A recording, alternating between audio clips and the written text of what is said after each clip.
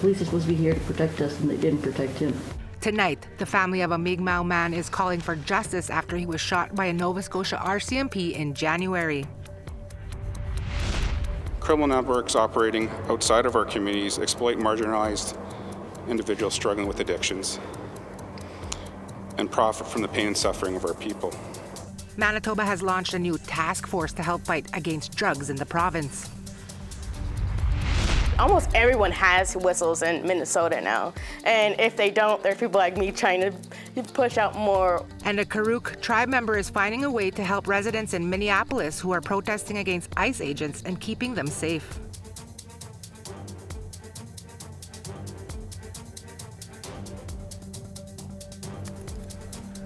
Tansay na tute magtiar wheatley na sigasun o pasquak uchanina. Tawau, welcome to APTN National News. A Mi'kmaq family is calling for justice for their loved one who was fatally shot by Nova Scotia RCMP as dozens of community and family members walked in stormy weather to demand that police shootings stop. Angel Moore reports. About 100 people braved the blowing snow as they walked about 1.5 kilometers in the Sipekne'katik First Nation from the Cultural Center to the Fisheries Building. They are demanding justice for Darrel Augustine. Before the walk, people gathered inside the Cultural Center where the family spoke, including Rose Paul, who is Darrel's aunt. And this is a sign of how we're taking grief into action and prevention, that we don't lose any more Ilnu to police violence that escalates to shootings. Darrel was 37 years old, a father of 3 children. He loved fishing and basketball and was known for his kind heart and big smile. Angelina is Darrel's daughter. She is 11 years old, and she shares a memory. Yeah, he would try to rap and sing, but he couldn't, but don't tell him that. According to RCMP, on the morning of January 13th, police received a call about an adult male with a firearm threatening people at a home in the Sipekne'katik First Nation.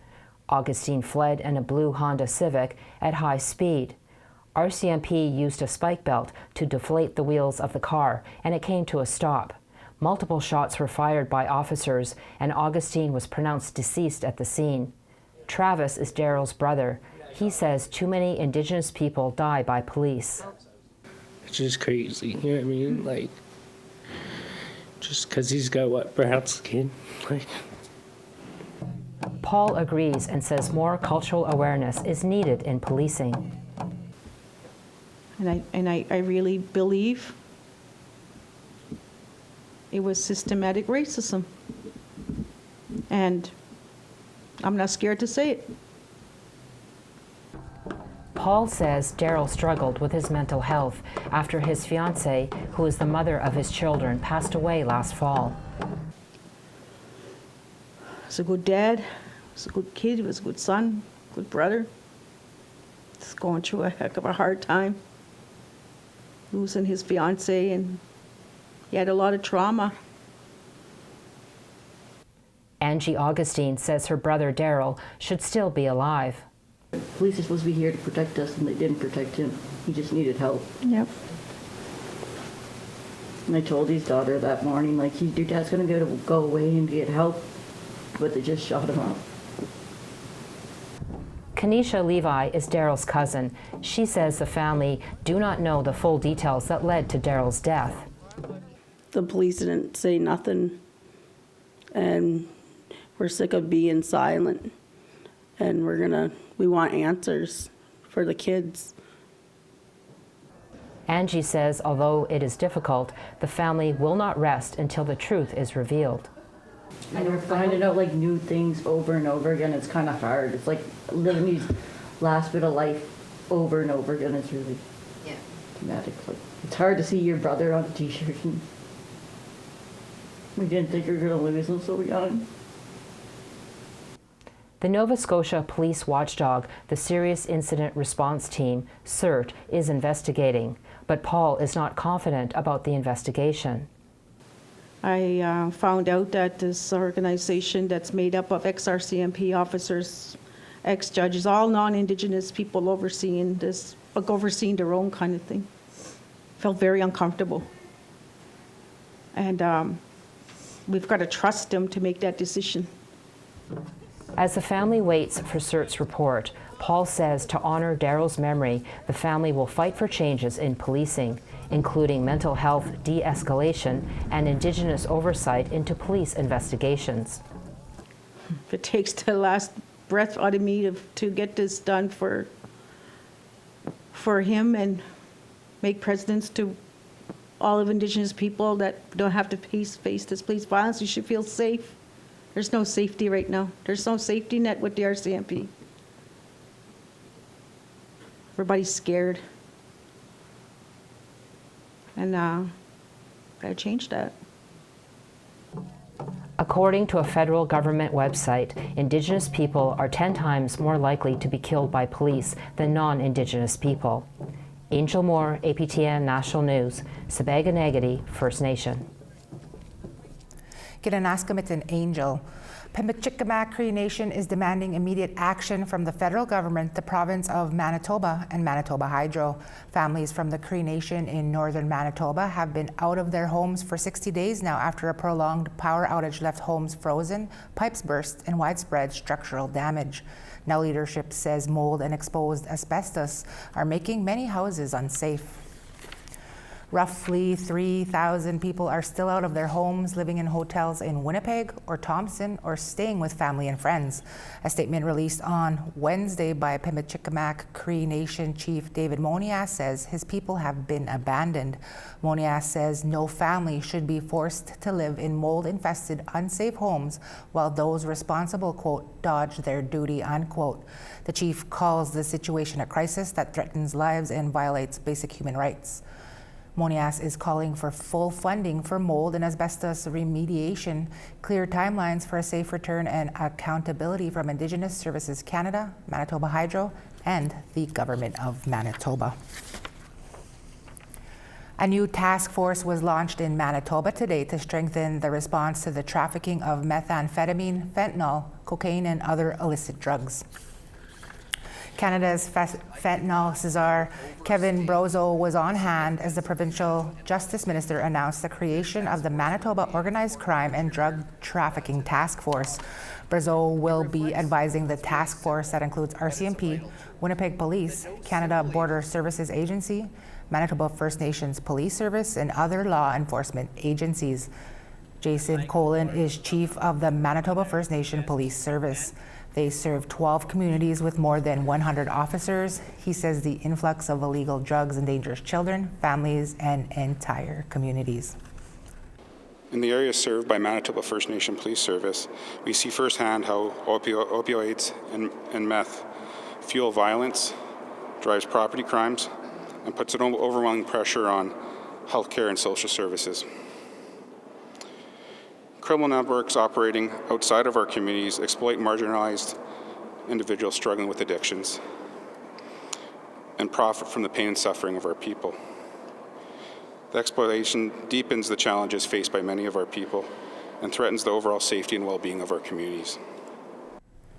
Yukon University and the Yukon University Employees Union say they've reached a tentative bargaining agreement, avoiding a possible strike. Yukon U's interim provost says the two parties reached a possible agreement following negotiations earlier this week. A collective agreement between the university and the union expired in June 2024. Last month, more than 400 university employees voted in favor of going on strike after a resolution couldn't be reached on wages. The labor dispute led the university to withdraw from providing venue space for the upcoming Arctic Winter Games in Whitehorse next month. Union members will vote on the tentative agreement next week. We're always looking for your feedback or story ideas. Here's how you can continue the conversation with us. If you have a story you want to share, send us an email to news@aptn.ca. To read and watch our stories, go to aptnnews.ca. You can find us online on your favorite social media sites, including TikTok, YouTube, LinkedIn, and X. Follow APTN News to join the conversation and see our latest stories. And we have continued coverage down in Minneapolis, Minnesota from our reporter Savannah Craig, plus this preview from Tina House about an oil spill near a First Nation on Vancouver Island. Thank you. We're here in the traditional territory of the Sipekne'katik First Nation here on Vancouver Island, and they want answers from a company as to how 1,800 liters of oil was spilled in this channel behind me. That's coming up soon on APTN National News.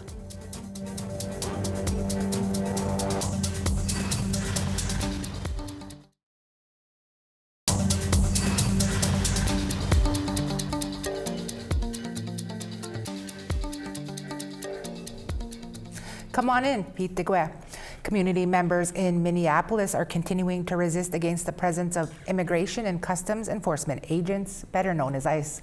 ICE agents have been detaining Native Americans in operations across the country. Our reporter Savannah Craig takes us to Minneapolis, where an artist from the Karuk tribe is responding to community needs.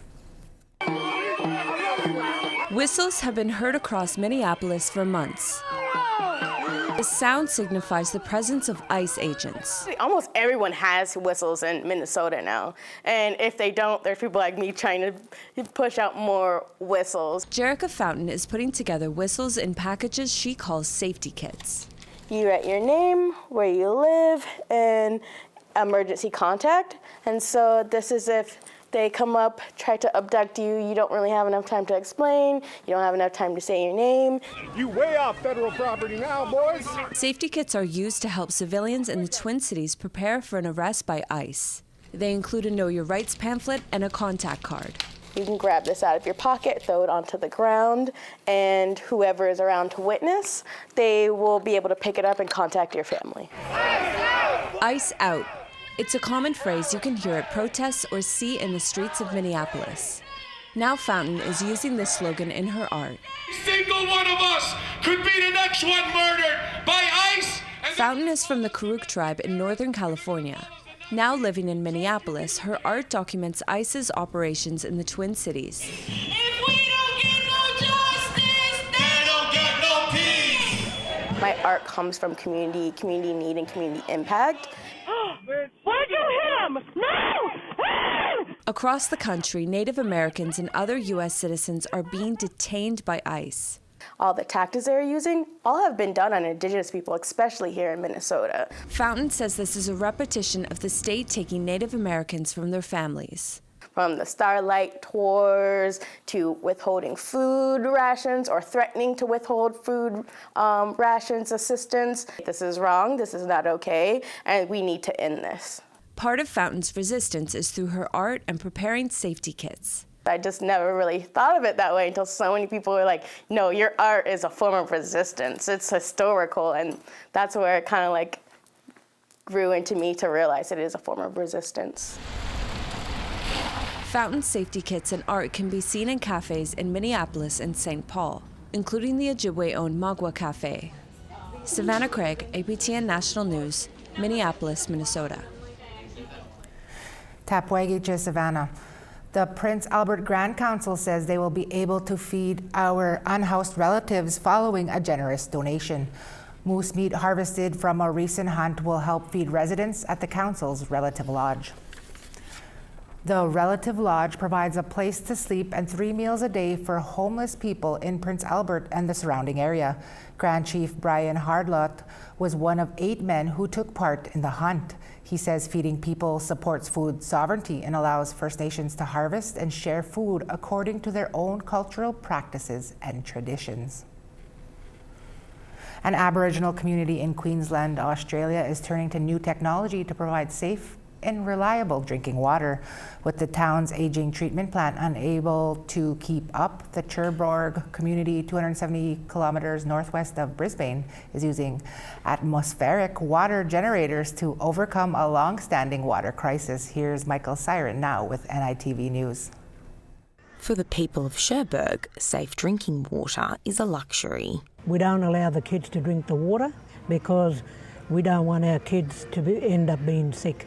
Its 70-year-old water treatment plant struggles to cope with population growth and agricultural runoff, leaving the town's 1,500 residents without a reliable water supply and exposed to serious health risks. A lot of bugs in water that will then manifest as gut problems, so nausea, vomiting, diarrhoea. We're the closest Aboriginal community to Brisbane, and look how we're still treated like second-class citizens. Frustrates me. More than a year ago, the state government announced a $26 million replacement plant. They say it's on track to open before the end of the year, but construction still isn't underway. Now, where we're in need of it, not later, more than ever. Experts say limited access to safe water supply isn't uncommon, particularly in First Nations communities across the country. The locations with smaller population are more remote and in socio-economic disadvantaged positions, and where First people comprise most of the population, they experience a longer duration and a greater likelihood of not accessing to good quality drinking water. Desperate to solve the water crisis, Cherbourg has turned to emerging technology, installing 20 of these so-called atmospheric water generators. The machines take moisture from the air, condense it and filter it, producing safe drinking water on site. This technology is really helpful for the areas where high humidity and there's a huge water shortage. And of course, it cannot completely replace the existing water systems. The health clinic, daycare clinic, high school, aged care home and council offices all rely on the innovative water coolers. A community at the forefront of a global challenge. Makili Siren, NITV News. It's time now for a short break, but first, this sneak peek you hear from the oldest veteran in Aldergrove First Nation who just turned 100. I like that, yeah, boy. A little bit of heaven up there.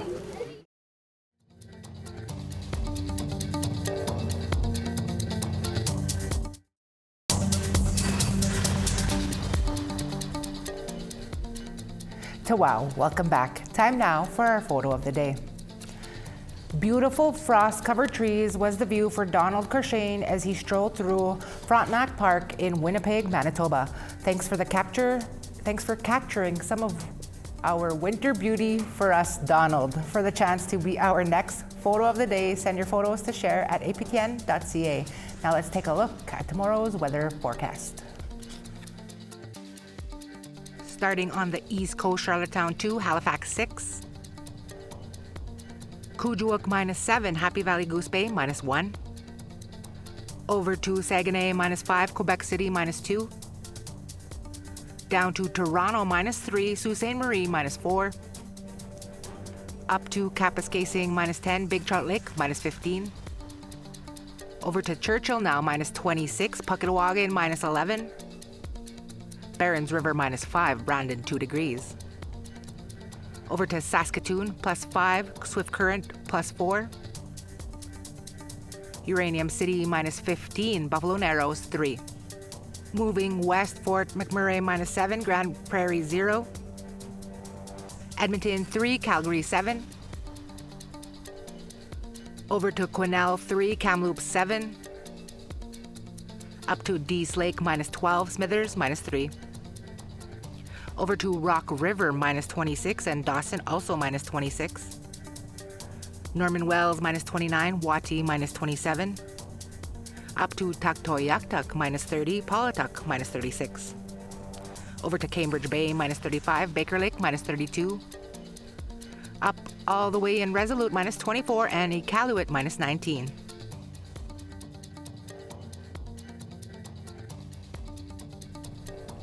A few hundred people celebrated a Second World War veteran's 100th birthday this week.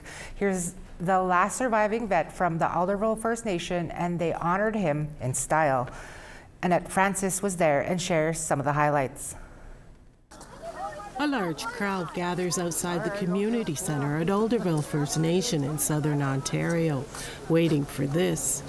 The flyover of an AC-130 Hercules from the Trenton Air Force Base in recognition of military service. It was a grand way to kick off the birthday celebration of Don Smoke. I like that. I like that. Yeah, boy. a little bit of heaven up there. In 1943, at just 17, Smoke joined a Canadian artillery regiment in Petawawa, Ontario.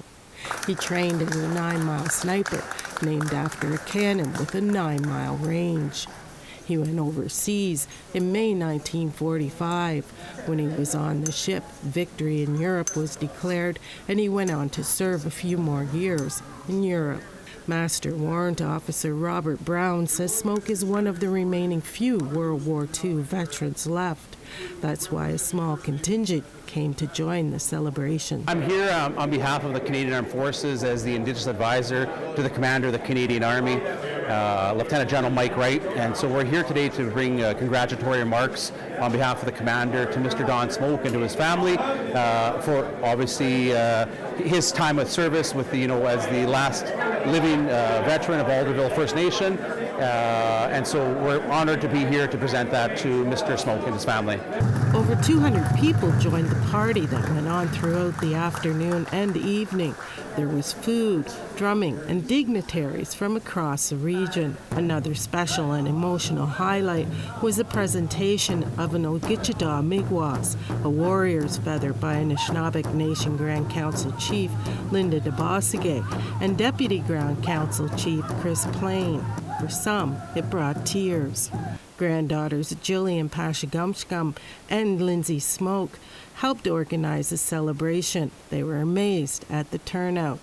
We knew to anticipate a lot of people from everywhere, but seeing the amount of people that got here right at 2 o'clock and the crowd that just keeps rolling in, it's been something else.